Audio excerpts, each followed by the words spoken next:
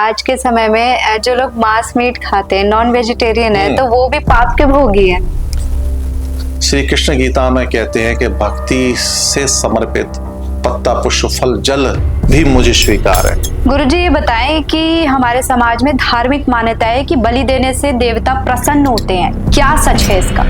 नहीं हिंसा प्रिय देवारा, देवता हिंसा से प्रसन्न नहीं हो सकते। आचार्य जी, हमारे समाज में काली माता को अक्सर देखा जाता है कि बलि दी जाती है, क्या सत्य सच में प्रसन्न होती है काली माता? रक्त से कोई देवी प्रसन्न नहीं हो सकती जी।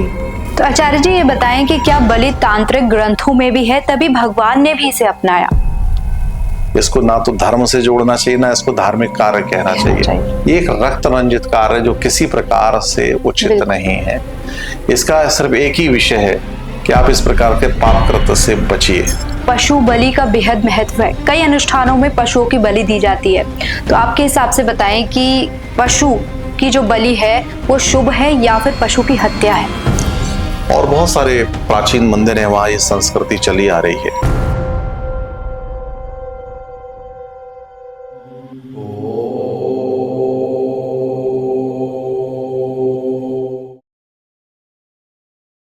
नमस्कार, स्वागत है आप सभी का तंत्र पाठशाला में और आपके साथ मैं हूँ आरती थुनाग। आज हम एक ऐसे विषय के बारे में बात करेंगे जो हमारी धार्मिक मान्यताओं से जुड़ा है। सदियों से हमारे समाज में बलि की प्रथा चली आ रही है। तंत्र मंत्र हो, पूजा पाठ हो या बड़े अनुष्ठान, बलि दी जाती है। तो बलि एक प्रथा है या फिर कोई निराधार कर्म है? ये शुभ है या फिर अंधविश्वास का खेल? इस पर हम बात करेंगे परम पूज्य श्री अतुल्यनाथ जी से। बहुत बहुत स्वागत है आपका गुरुजी। गुरुजी, तंत्र में बलि आवश्यक क्यों है? देखिए, बलि एक प्रतीक है और उसमें आवश्यक नहीं है कि बलि खासकर विशेषकर किसी पशु की हो, किसी जीव की हो। आप फल फूल की बलि भी कर सकते हैं। और आप जब विचार कर लेंगे कि आप जो जप कर रहे हैं, अगर ईश्वर के प्रति आस्था है, तो जप भी अपने आप में एक पुष्प की तरह ही प्रतीक बनकर बलि का कार्य करेगा। इसलिए बलि को विशेषकर उस काल में, जिस काल में व्यक्ति शिकार करने जाता था, ईश्वर से प्रार्थना करता था, हे ईश्वर मुझे अपना प्रिय भोजन प्राप्त हो तो मैं प्रिय वस्तु समर्पित करूं। ऐसी ही व्यवस्थाएं प्रारंभ में चली आई और कुछ क्रूर शासक हुए जी।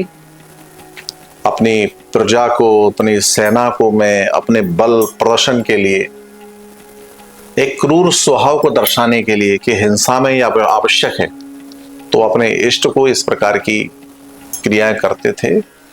फिर वही एक साधन साधना सब मिक्स होके एक स्वरूप आज के उस युग में आके बैठ गया कि जहां संहारक कर्म है तब भी व्यक्ति बलि कर रहा है, जहां ईश्वर से प्रार्थना कर रहा है तब भी बलि कर रहा है।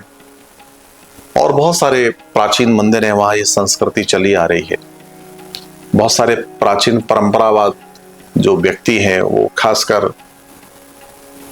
इस कार्य में संलग्न है और आज भी भारत में ये सब बहुत बड़े रूप में होता है जी। परंतु स्थितियां बदल गई हैं। अब हमें सुधार की आवश्यकता है। हम शिक्षित हैं, हम समझ सकते हैं कि हमें क्या योगदान करना है। समय स्थिति ने मनुष्य को बहुत बदल दिया है जी। महादेव।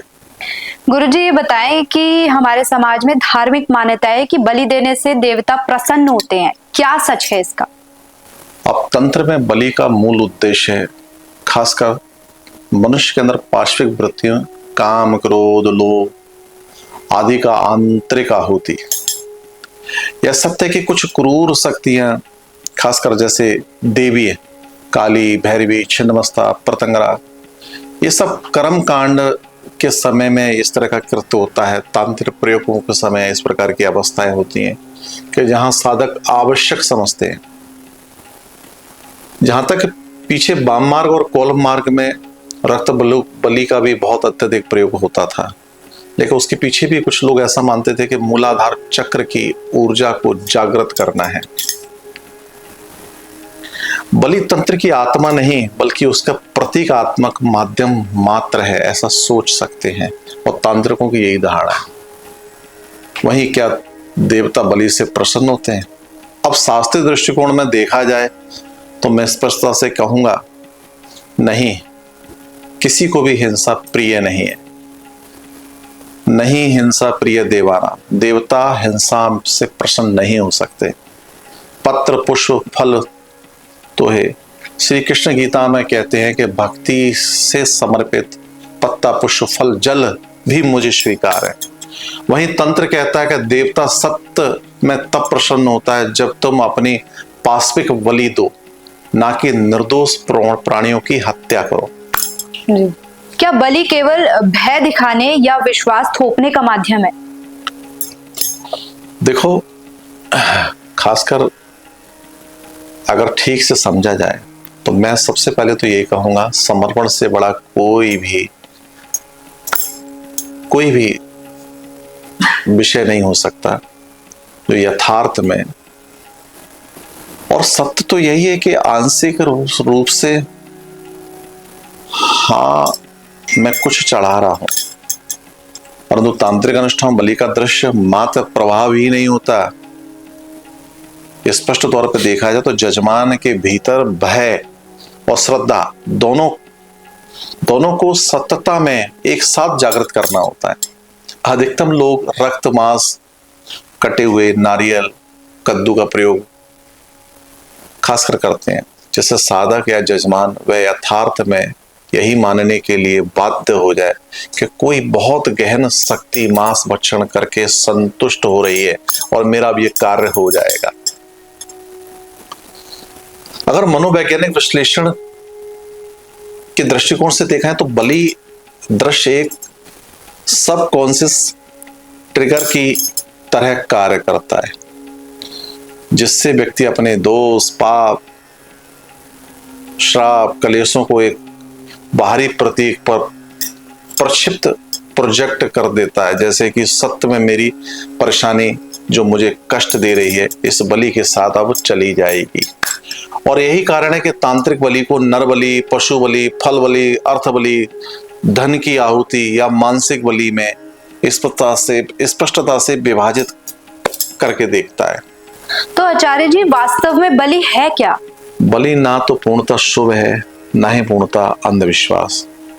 खासकर यह व्यक्ति की आंतरिक स्थिति शुद्ध की संतुष्टि हेतु एक गहरा कृत्य है। स्पष्ट साधना का वह मार्ग और वह शैली है जिससे उसकी भावना केंद्र पर निर्भर करता है। यथार्थ में बलि तब स्वीकार है जब वह तुम्हारे भीतर के पशुत्व का वध कर दे, ना कि बाहर के किसी निर्दोष जीव की हत्या।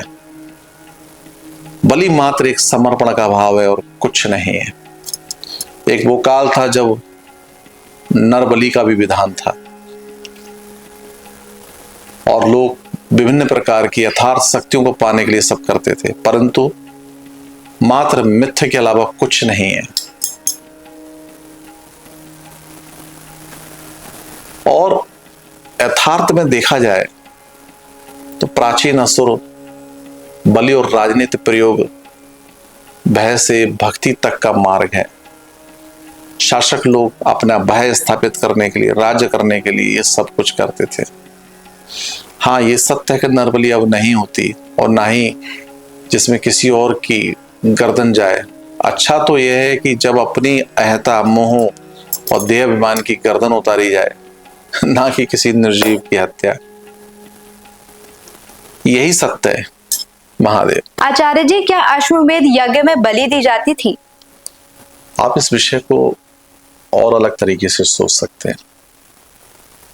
आप सोचिए कि सामने एक पशु बंधा है और सत्य में आप ये विचार करिए कि पशु बाहर नहीं, अब अंदर बंधा हुआ है। अंदर के पशु की बलि करनी है, ना कि बाहर के पशु की बलि करनी है। मुख्यतः उस काल में ये फैक्ट है, राजाओं ने अपने राज्य की सीमाओं को बढ़ाने के लिए एक पशु को छोड़ दिया और अश्वमेध यज्ञ यहां प्रारंभ हो गया। और फैक्ट है ये कि वो जब पीछे सेना चल रही है पशु की और किसी ने उसको पकड़ लिया तो युद्ध के लिए वो लोग बाध्य हो गए। भयंकर रक्तपात हुआ और जब किसी ने नहीं पकड़ा, संपूर्ण साम्राज्य में घूमता घामता आ गया, तब उस अश्वमेध यज्ञ में उस पशु की बलि दी जाती थी। ये शास्त्रोक्त है जो वर्णन है। देखिए पीछे तो बहुत कुछ हुआ है। आप समझिए कि धर्म की स्थापना सामान्य तौर पे नहीं हुई। धर्म की स्थापना के लिए भी हिंसा को बहुत अपनाया गया, इतना ज्यादा अपनाया गया कि कोई सोच भी नहीं सकता। और वहीं पूजा इत्यादि एक रस्म में बलि का विधान प्रारंभ हो गया, प्रेरित करने के लिए समाज को। और ऐसे ही बलि एक फिर बाद में पश्चात एक प्रथा बन गई जी। तो आचार्य जी ये बताएं कि क्या बलि तांत्रिक ग्रंथों में भी है, तभी भगवान ने भी इसे अपनाया? देखिए खासकर संहारक कर्मों के लिए तंत्र को बहुत ज्यादा प्रयोग किया गया। उस समय से लेकर अब तक राजाओं ने, खासकर जिस किसी ने भी शत्रु संहार के लिए ये कार्य किया, उन सब ने बलि दी, हत्याएं की, मांस से, रक्त से यज्ञ किया देवी को प्रसन्न करने के लिए। एक प्राचीन विषय है कि महादेव ने एक आविष्कार कर दिया पार्वती के अंदर, और पार्वती मुख्यतः वह शक्ति जो अब आक्रामक है असुरों को संहार करने के लिए। और इतना भयावह स्थिति में चली गई कि उसने ना मनुष्य को देखा ना पशु को देखा, बस रक्तपात प्रारंभ हो गया। तो लोगों के मन में विचार आया कि देवी को रक्त प्रिय है और वो रक्त के लिए प्यासी है। लोगों ने उसको भी एक अलग प्रकार का विषय बना दिया कि अब देखिए शक्ति तो महादेव की है, वो संपूर्ण पूर्ण शक्ति तो सिर्फ महादेव ही उसको पूर्णता से अपना सकते हैं। हम लोग तो उसको मां ही मानते हैं, परंतु उस समय के लोगों ने रक्त चढ़ाया, बलियां दी, और आज भी वो सब चल रहा है। और ये सब चल करते हुए उनको ये आभास होता है कि देवी अब हमारी हो गई, हमने देवी को प्रसन्न कर लिया जी। अरे कोई देवी देवता, कोई भी ईश्वरी शक्ति कभी भी किसी रक्तपात से प्रसन्न नहीं है। ईश्वर को कोई रक्तपात पसंद थोड़ी है। अब यहां एक समर्पण का भाव है कि ये प्रिय वस्तु मैंने चढ़ा दी, मैंने ये बोला था ये कर दिया। लोग उसी परंपरा को आज भी मानते हैं और आज भी इस विषय को लेकर चलते हैं, इसलिए तंत्र अत्यधिक बदनाम हो गया। खासकर अपने स्वाद के लिए, समाज में भय दिखाने के लिए तांत्रिक लोग इस क्रम को अधिकतर अपनाते हैं। महादेव आचार्य जी, हमारे समाज में काली माता को अक्सर देखा जाता है कि बलि दी जाती है, क्या सत्य सच में प्रसन्न होती है काली माता? मैं फिर कहूंगा, रक्त से कोई देवी प्रसन्न नहीं हो सकती जी। आप सोचिए अगर रक्त से देवी प्रसन्न होती तो संपूर्ण साम्राज्य में लोग यही कर रहे होते जी। आप हर उपलब्धि के लिए बलि दे रही होती जी। कहीं तो है जहां इसमें आत्म बलि पर विचार करें, जो स्वयं की सीमाएं, भय, शरीर भाव, अहंकार, नाम, प्रतिष्ठा सबकी आहुति दें जी। योग, तंत्र, भक्ति और ज्ञान चारों मार्गों में आत्मबलि की ही मांग होनी चाहिए और लोग करना भी चाहिए। आत्मबलि देने वाला साधक ही सच्चा वीर तांत्रिक कहला सकता है। आचार्य जी, हमारे समाज में ना पशु बलि का बेहद महत्व है। कई अनुष्ठानों में पशुओं की बलि दी जाती है, तो आपके हिसाब से बताएं कि पशु की जो बलि है वो शुभ है या फिर पशु की हत्या है?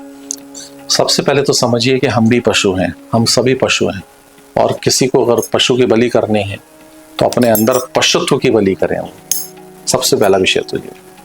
कुछ लोग ये सोचते हैं कि बलि कोई रक्त रंजित कर्म नहीं, यह तो एक दीप है जो स्वयं को प्रकाशित करता है। तो उसका अर्थ स्पष्ट तौर पे यही है कि जिस वक्त तो आप अपने अंदर पशुत्व की बलि कर देंगे, अपने अंदर पनपे हुए उस पशुत्व को मार देंगे, संहार कर देंगे, समझ लो कि वो दीप जल उठा, प्रकाशित कर रहा है, और आप एक दिव्य पुंज हो, आप एक दिव्य प्रकाश हो। यही यथार्थ सत्य है। तो आचार्य जी, बलि को लेकर हमारे समाज में इतना भ्रम क्यों फैला हुआ है? देखिए मैं फिर कहूंगा, आप सोचिए कि आप उस सदी में चले जाइए कि जब व्यक्ति मात्र आहार अर्थात जीवन की शैली जो है वो मात्र पशु पर ही डिपेंड थी जी। वो उसको ही मार के लाता था, उसको ही खाता था, वही उसका प्रिय भोजन था। अब वो ईश्वर से प्रार्थना करता था, हे ईश्वर आज मुझे बड़ा कुछ मुझे मिले, विशेष कुछ मुझे मिले, विशाल पशु मुझे मिले जी मैं आपको उसका सर चढ़ाऊंगा, जी या फिर मैं उसके रक्त से आपको आहुति दूंगा। ओके, तो ये धारणा उस काल में हुई, इस काल में नहीं हुई। और वहीं जब भगवती काली का प्रादुर्भाव हुआ तो लोगों ने उस प्रकार की तंत्र लीलाएं बनाई, उस प्रकार की क्रियाएं रची कि देवी को जागृत कैसे किया जाए। अगर कोई संहार करना है तो रक्त अत्यधिक आवश्यक है। फिर अंत में आज की अवस्था में क्या है? आज की अवस्था में तो मात्र यह है कि प्रदर्शन करो ताकि भय को स्थापित कर सको। जी और यही एक कारण है कि जिसके कारण हम सब जो भी इस प्रकार के कर्म में लिप्त हैं एक्चुअल ठीक नहीं है। मैं 35 वर्षों से तंत्र क्षेत्र से जुड़ा हूं जी और आप यकीन करें कि मैंने ये सब कुछ अपने गुरुजनों से और भी लोगों से सुना, समझा और किया भी, परंतु यथार्थ सत्य है आज के दृष्टिकोण में, उस युग के दृष्टिकोण में मैं स्पष्ट कह सकता हूं कि कोई देवी आके प्रकट नहीं होती जो मांस भक्ष्य कर ले। जी ये मात्र एक भ्रम है जो समाज में स्थापित है। कोई मूर्ति रक्त नहीं पी रही है, जी एक व्यवहार है जो हम कर रहे हैं, इसका कोई महत्व नहीं है। जी एक ऐसा दृश्य जिससे किसी जीव की हत्या करके अपने किसी कार्य, किसी सिद्धि को प्राप्त कर लेना, ये बिल्कुल ही निकृष्ट कर्म है। जी इससे आप दूसरों के दृष्टिकोण में काफी क्रूर हो सकते हो, बड़े साधक हो सकते हो, विशेष हो सकते हो, क्योंकि समाज भी, लोग भी ये सोचते हैं कि बलि दे दी अब मेरे लिए विशेष कुछ हो जाएगा। जी आचार्य जी, ऐसा बहुत बार देखा गया है कि बहुत से तांत्रिक आचार्य या ज्योतिष ऐसा कहते हैं कि आपका ये काम रुक रहा है, विघ्न आ रहा है, तो अगर आप ये पशु बलि दे देंगे तो आपका ये कार्य पूर्ण हो जाएगा। तो ये धार्मिक है या अधार्मिक? अभी आपने बताया। देखिए, ना तो ये धार्मिक है और ना ही ये धर्म है। जी इसको ना तो धर्म से जोड़ना चाहिए, ना इसको धार्मिक कार्य कहना चाहिए। ये एक रक्त रंजित कार्य जो किसी प्रकार से उचित नहीं है। इसका सिर्फ एक ही विषय है कि आप इस प्रकार के पाप कृत्य से बचिए, जैसा हो जितना हो सके, क्योंकि हम उस योग से इस योग में आ गए हैं। और अब भी अगर हम सभ्य नहीं हुए तो फिर कभी सभ्य नहीं हो पाएंगे। महादेव। तो आचार्य जी, क्या भगवान राम ने बलि दी थी? कुछ शक्ति पीठों में जैसे कामाख्या, तारापीठ या छिन्नमस्ता, जो एक विराट साधना के केंद्र कभी रहे हैं, और किसी युग में नरमुंडे या शव का उल्लेख आता था, परंतु यह भी प्राय शमशान साधना के अंतर्गत, जहां जड़ मृत शरीर से जुड़ा होता है, ना कि किसी ताजे मानव का बद छिन्नमस्ता स्वयं अपना सिर काटती है। यह आत्म बलिदान का चरम रूप रहा है, ना कि किसी और की हत्या। वहीं यह स्पष्ट है कि उस काल में, अर्थात मध्यकाल में भी, कुछ राजाओं ने तांत्रिकों और काली उपासकों के द्वारा कई प्रकार के प्रयोजन, दुष्ट उद्देश्यों से मानव वध भी किया। यह एक तांत्रिक परंपरा थी जो विकृतीकरण था, मूल साधना नहीं। और नरबलि का तांत्रिक उपयोग कभी कभी केवल नाट्य दृश्य जहां होता था, जिससे जजमान को यह लगे या राजा को यह लगे कि कोई शक्तिशाली प्रयोग हुआ और अब इससे मुझे फायदा होगा। आज की साधना में नरबलि क्या है? जब साधक अपनी मोह, ममता, कामना, अहंकार की बलि देता है तब वह नरबलि करता है। जब कोई व्यक्ति अपने पहचान, खासकर ईगो, आइडेंटिटी को शून्य करता है और कहता है मैं नहीं, केवल तू, और तभी देवता प्रकट होते हैं। इस प्रकार की धारणा, इस प्रकार का दृश्य, ये सब व्यर्थ है। अरे कुछ करना ही है, कुछ सोचना ही है, तो कुछ भिन्न सोचो।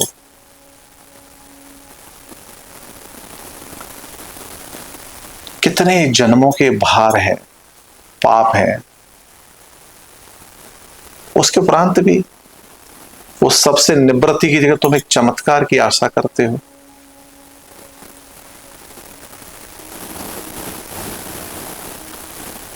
पशु बलि यहां मात्र पशु की हत्या है। तुम अपने भीतर का पशुत्व का वध नहीं कर पा रहे हो। यही सत्य है कि तुम अपने भीतर के पशुत्व का वध करो। स्वयं से पूछो, क्या मैं सच में बलि दे चुका हूं? तुम्हारी आत्मा तुमको धिक्कारेगी, नहीं, ये बलि नहीं है, ये मात्र पाप है और हत्या है,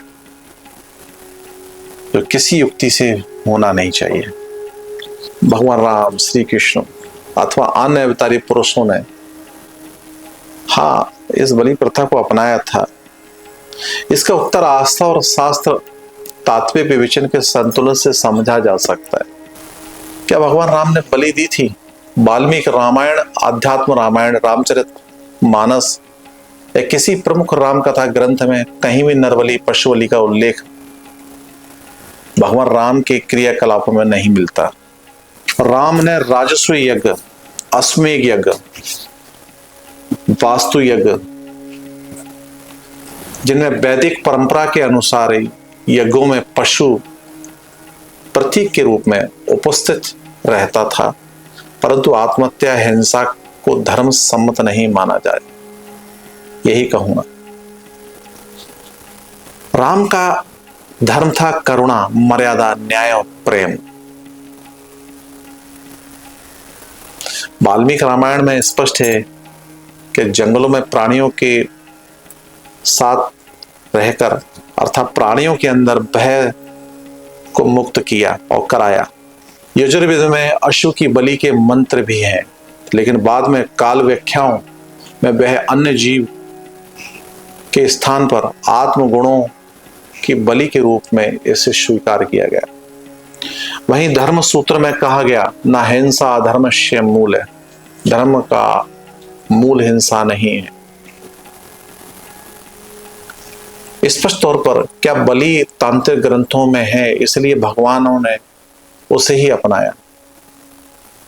महान तांत्रिक ग्रंथ जैसे कुलाण तंत्र, रुद्रयामल तंत्र, महान निर्वाण तंत्र, इसमें कुछ बलियों की विशेषता है, उल्लेख है, परंतु स्मरणीय है कि भगवान राम, कृष्ण, बुद्ध या वैदिक धार्मिक आदर्शों के प्रतिनिधि थे, ना कि उग्र तांत्रिक प्रयोगों के क्रियाशील साधक। इनकी साधना शैली अधिक सात्विक और समाज हितकारी थी। वहीं रामचरितमानस में बलि का शब्द उपयोग है। तुलसीदास जी ने बलि शब्द का उपयोग अनेकों बार किया है, जैसे सुन बलि मृत्यु कपि मन चाही, हर्ष विषाद ना जन कछु नाई। यहां बलि दिने रघुनंद राजा या बलि का अर्थ अर्पण, आत्मसमर्पण, विनम्रता भी माना गया, ना कि हत्या या रक्त बलि। अर्थात इन सारे विषयों का जो सही से मूल निष्कर्ष निकलता है, राम का धर्म बलि नहीं अपितु मर्यादा ही है। राम का यज्ञ हिंसा नहीं अतः समर्पण है। राम का पथ भय नहीं अतः भक्ति ही है। और इसी को सत्य मानते हुए हम इस विषय पे ये सोच सकते हैं, चिंतन कर सकते हैं, जितना हो सके जिसे पाप माना गया है उस विषय से हम बचें। महादेव मात, हर हर महादेव। तो आचार्य जी ये बताएं कि आज के समय में जो लोग मांस मीट खाते हैं, नॉन वेजिटेरियन है, तो वो भी पाप के भोगी है? देखिए, महावीर जी ने जन्म लिया, महावीर जी ने तपस्या की। जब महावीर जी ने ये देखा कि मैं एक शब्द बोलता हूं तपस्या के समय, तो हैरान रह गए। 40,000 जीव मर जाता है, यानी शब्द के विस्फोट से। तब उन्होंने कहा शब्दों का उच्चारण कम करो। दूसरे मुनि पैदा हुए, उन्होंने देखा जब मैं पेस्ट करता हूं तो करोड़ों मर जाते हैं, तो पेस्ट करना बंद कर दिया। तीसरे मुनि पैदा हुए, उन्होंने देखा कि जब मैं नहाता हूं तो अरबों खरबों जितने जीव जंतु, कीड़े मकोड़े, पशु पक्षी, पेड़ पौधे इस धरती पर हैं, उतने 24 घंटे में उगाते हैं, और मेरे नहाने से वो सब नष्ट हो जाते हैं, अर्थात हत्या हो जाती है। तब मैं नहाना बंद कर दूं। तो ये कोई विषय नहीं है। जी यथार्थ रूप में देखा जाए तो आप जितना हो सके विषय का शुद्धिकरण करें, जी संपूर्ण विषय को समझें, और यही सत्य है। ऐसे तो बहुत सारे श्लोक मिल जाएंगे, ऋचाओं में स्पष्ट वर्णन मिलता है, मास भच्चे यतत्वा युष्य मास मेहा दाम्यम, ऐसे बहुत सारे श्लोक मिल जाएंगे। अर्थात जिसका मांस मैं अब यहां खा रहा हूं वह पूर्व जन्म में मुझको खा चुका है, इसी से मांस को मांस कहा जाता है। उसी प्रकार एक कथा और मातंग ऋषि के संदर्भ में आती है कि वह प्रतिदिन हाथी का मांस ही खाते थे। अन्य शाकाहारी ऋषियों ने उनकी निंदा की बहुत ज्यादा, तब उनके पात्रों में परोसे हुए भात को कणों को कीड़ों के रूप में परिणित इच्छा शक्ति से उन्होंने करके देखा तो कहा, अब देखो कि मैं सिर्फ एक ही मांस खा रहा हूं, एक ही पशु का मांस खा रहा हूं, जबकि तुम असंख्य जीवों को खा रहे हो। वही पंचमकार के विधानों में बिना दुर्गा, काली, वैष्णवी किसी भी सिद्धि के आह्वान को निष्फल बताया है। आज जबकि चर्चा आती है या मांस की बात आती है, तब कर्मकांडी ब्राह्मण आंखें चुराकर हाय तौबा करते लगते हैं और अपने आप को वेद पाठी बताते हैं। वही कर्मकांड में देवता के समक्ष मांसादि समर्पयामि कर्मकांडी ब्राह्मण मथुरान चढ़वा करते हैं। ऐसे तो बहुत सारी बातें हो सकती हैं। मनुस्मृति के अनुसार इष्टि वैश्वानरी नित्य निर्व वेदष्ट परवय कल्पताना पशु सोमाना निष्कृत्यर्थ धर्म, अर्थात 1 वर्ष बीतने पर जो कोई पशु याग और सोम यज्ञ ना करे तो उसके प्रायश्चित करने के लिए वैश्वानरी इष्टित करें। अतः इस तरह से अनेकों श्लोक पराशर उपाच आदि ऋषियों द्वारा पुराणों में स्पष्ट है। बलि प्रथा आदि अनादि काल से यज्ञों में अवस्थित भी रही है तथा मनुस्मृति के अनुसार यथार्थ में पश्य सृष्टा स्वयं ऐसे बहुत से उदाहरण मिल जाएंगे। मैं फिर कहूंगा, आप बचें। शास्त्र कहता है कि में जो पशु वध किया जाता है वह वध नहीं माना जाता। और तो और स्वयं दयानंद सरस्वती ने सत्यात प्रकाश में भी बहुत कुछ वर्णन किया है। इसलिए बहुत सारे ऐसे विषय हैं कि हमें यहाँ समझना पड़ेगा, विचार करना पड़ेगा कि मांस का सेवन हम अपनी बुद्धि से सोचें, करें या ना करें। हर हर महादेव। आचार्य जी, आपका बहुत बहुत धन्यवाद। आपने इस विषय पर बहुत विस्तृत जानकारी हमारे दर्शकों को दी। आपको कोटि कोटि प्रणाम। महादेव महादेव। तो दर्शकों, आपने खुद देखा कि आचार्य जी ने बताया कि बलि एक प्रथा नहीं है, एक निराधार कर्म है। बलि देने से कोई भी देवी देवता प्रसन्न नहीं होते। तो आज का एपिसोड आपको कैसा लगा हमें कमेंट करके जरूर बताएं और देखते रहिए तंत्र पाठशाला। नमस्कार।